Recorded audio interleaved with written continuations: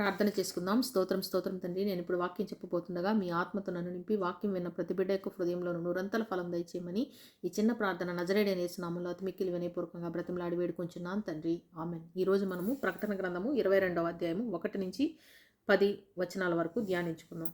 మరియు స్ఫటికము వలె మెరయునట్టి జీవజల నది దేవుని యొక్కయు గొర్రెపిల్ల యొక్కయు సింహాసనము నొద్ద నుండి ఆ పట్టణపు రాజవీధి మధ్యన ప్రవహించుట ఆ దూత నాకు చూపెను. పట్టణం మొత్తం బంగారంతో వేయబడిన రాజవీధి ఉన్నది. ఆ రాజవీధి దేవుని సింహాసనం నుంచి మొదలవుతుంది. సింహాసనం ఒక్కటే ఉన్నది. దేవుని యొక్కయు గొర్రెపిల్ల యొక్కయు సింహాసనములు అని చెప్పక, ఒకే సింహాసనం మీద తండ్రి అయిన దేవుడు యేసుక్రీస్తు ప్రభువు సింహాసనాసీనుడై ఉండగా, వారి వద్ద నుండి రాజవీధి మొత్తం కూడా బంగారంతో వేయబడి ఉండగా, ఆ రాజవీధి మధ్యలో స్ఫటికము వలె మెరైనట్టి జీవజలపు నది కూడా ప్రవహిస్తుంది. నిత్య జీవమునకు చెందినది.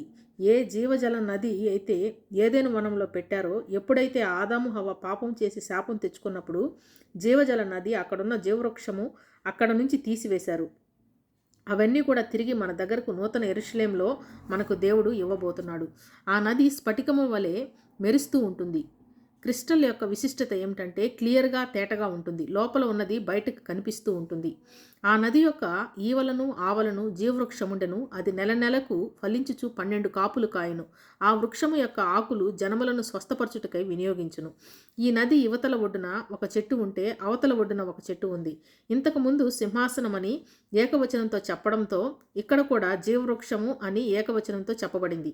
నదికి యువతల అవతల ఒకే చెట్టు ఉండడం ఎలా సాధ్యం? ఆ విధంగా మనం చూడలేదు కాబట్టి ఊహించుకోవాలా. అంటే ఆ చెట్టు యొక్క క్రింద భాగం నది యువతల ఉంటుంది, అవతల ఉంటుంది. పైకి వెళుతున్నప్పుడు ఒకే చెట్టుగా ఉంటుంది. అది కొన్ని వేల కిలోమీటర్ల ఎత్తున, కొన్ని వందల కిలోమీటర్ల వెడల్పు ఉంటుంది. అది కొన్ని వేల కిలోమీటర్ల ఎత్తును, కొన్ని వందల కిలోమీటర్ల వెడల్పు ఉంటుంది. ఇలాంటి చెట్టు అమెరికాలో కాలిఫోర్నియాలో ఉంది. ఇక్కడ నెలల లెక్కలు కూడా ఉంటాయి. ఈ పట్టణానికి వచ్చే వాళ్ళంతా పరిశుద్ధులు. అందరము మహిమ శరీరంతోనే ఉంటాము. ఆ మహిమ శరీరానికి ఉజ్జీవపరిచేటువంటి ఒక క్రొత్త సృష్టి అక్కడ దేవుడు ఈ వృక్షం ద్వారా సృష్టించారు. ఆ ఆకులు మన జీవనానికి ఉత్తేజపరిచేవి. అంతేకాని అస్వస్థత నుండి స్వస్థత కాదు. అక్కడ అపరిశుద్ధులు ఎవరూ ఉండరు. ఇక మీదట శాపగ్రస్తమైనదేదియూ దానిలో ఉండదు. దేవుని యొక్కయు గొర్రెపిల్ల యొక్కయు సింహాసనం దానిలో ఉండును. ఆ పట్టణంలో తండ్రి అయిన దేవుడు యేసుక్రీస్తు ప్రభు ఇద్దరు ఒకే సింహాసనం మీద కూర్చుని నిత్య రాజ్యము ఏలబోతున్నారు. ఆ పట్టణంలో బయటకు వెళ్తూ లోపలికి వస్తూ ఉన్న మనకు దేవుడు ముఖాముఖిగా కనిపిస్తారు. ఆయన దాసులు ఆయనను సేవించుచు ఆయన ముఖదర్శనము చేయుచుందురు. ఆయన నామము వారి నొసళ్ళ యందు ఉండును. ఇప్పటిదాకా ఆత్మలో దేవుణ్ణి చూస్తున్నాము, కానీ ఆయన ముఖదర్శనం చూడలేదు.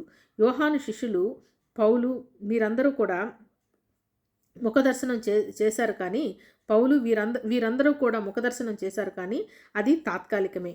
నిత్యము దేవుని యొక్క ముఖదర్శనము ఆ నిత్య జీవంలో, ఈ నిత్య రాజ్యంలో, నూతన యెరూషలేము అను నిత్య నివాసంలో ఆయన ముఖదర్శనము నాకు ఎల్లప్పుడూ కూడా ఉంటుంది. దానికి అంతం అనేది లేదు. ఇప్పుడు ఆత్మలో మనం పరిశుద్ధాత్మ చేత ముద్రించబడ్డాము. అయితే అప్పుడు మన నొసళ్ళ మీద దేవుని యొక్క నామము వ్రాయబడి ఉంటుంది. దీపకాంతి అయినను సూర్యకాంతినను వారికి అక్కర్లేదు. దేవుడైన ప్రభువే వారి మీద ప్రకాశించును. వారు యుగయుగములు రాజ్యము చేయుదురు. నెలలు, దినములు, సంవత్సరములు గడుస్తూ ఉండగా ఏ రోజు కూడా రాత్రి అనేది ఉండదు. ఎందుకంటే రాత్రి రావాలంటే వెలుగు పోవాలి. అదే చీకటి. నూతన యెరూషలేం ఎప్పుడూ వెలుగుతూ ప్రకాశిస్తూ ఉంటుంది. రాజ్యం చేయడం అంటే అర్థం పరిపాలించే వారికి పరిపాలింపబడేవారు ఉండాలి. అంటే ఈ సృష్టిలో పరిశుద్ధులందరూ కూడా రాజ్యం చేస్తున్నప్పుడు ఎవరి మీద ప్రభుత్వం చేస్తాం మనం, అది చెప్పబడలేదు. అక్కడ ఒక మర్మం ఉంది. మనం అందరము రాజ్యం చేస్తాం. మనం ఏ విధంగా రాజ్యం చేస్తామో ఆ రాజ్యము అన్న వ్యవస్థలోనే ఒక నూతన మార్పు రాబోతుంది. అందరూ కూడా రాజ్యం చేస్తాము. ఏ విధంగా రాజ్యం చేయబోతున్నాము అనేది మర్మము తర్వాత మనకు తెలుస్తుంది. అంటే యుగములు అంటే నిత్యము రాజ్యం చేస్తాము. మరియు ఆ దూత ఇలాగ నాతో చెప్పెను, ఈ మాటలు నమ్మకమును సత్యమునైనవి. ప్రవక్తల ఆత్మలు దేవుడగు ప్రభు త్వరలో సంభవించవలసిన వాటిని తన దాసులకు చూపుటకై తన దూతలను పంపెను. దూత యోహానుకు ఆఖరణ ప్రకటన ముగుస్తున్నప్పుడు ఒక మాట వివరిస్తున్నారు. ఇప్పటిదాకా నేను చెప్పిన మాటలన్నీ యోహాను ఇవన్నీ నమ్మకమైన మాటలు, నిజమైన మాటలు. ఇవి దేవుడు పంపించారు. కనుక ప్రభువు యొక్క ఇష్టం ఏమిటంటే తన బిడ్డలైన మన అందరం కూడా అప్పటి నుంచి ఇప్పటి వరకు ప్రతి జనరేషన్లో కూడా దేవునిని విశ్వసించిన బిడ్డలకు దేవుని యొక్క చిత్తము, సంకల్పము సంపూర్ణంగా తెలియజేయుటకు ఇష్టమైనది. అంటే ఈ భూమి మీద జరగబోయే ఈ ఆఖరి ఘట్టం వరకు దేవుడు తన బిడ్డలైన మనందరికీ వివరించడానికి దూతను పంపి యోహానుకు వివరించారు.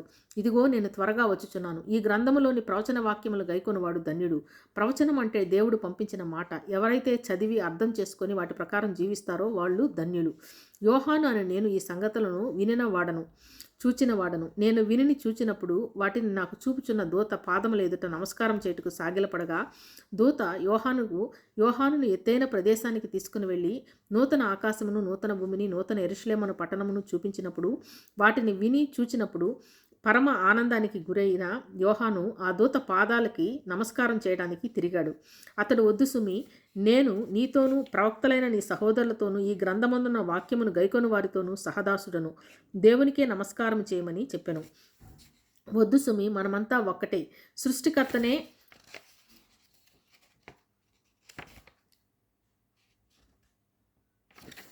సృష్టికర్తకే నమస్కారం చేయాలి అని దూత చెప్పడం జరిగింది. అప్పుడు యోహానుకు అర్థమైంది. మరియు అతడు నాతో ఇలాగ చెప్పెను, ఈ గ్రంథమందున్న ప్రవచన వాక్యములను ముద్ర వేయవలదు. కాలము సమీపమైనది. ఈ గ్రంథము అందరికీ అందుబాటులో ఉండాలి. ముద్ర వేయడం అంటే ఎవరు ఓపెన్ చేయకూడదు, సీల్ అంటారు. అంటే ఈ గ్రంథమును ముద్ర వేయకూడదు. కాలము సమీపమైనది. 90 ADలో యోహాను వ్రాసినప్పుడే ఈ మాట చెప్పబడింది. 2025 సంవత్సరం తర్వాత కూడా మనకు కాలము సమీపమై ఉన్నది. దేవుడి చిన్న వాక్యాన్ని మన వెనుకల్లో దీవించునుగాక. ఆమెన్.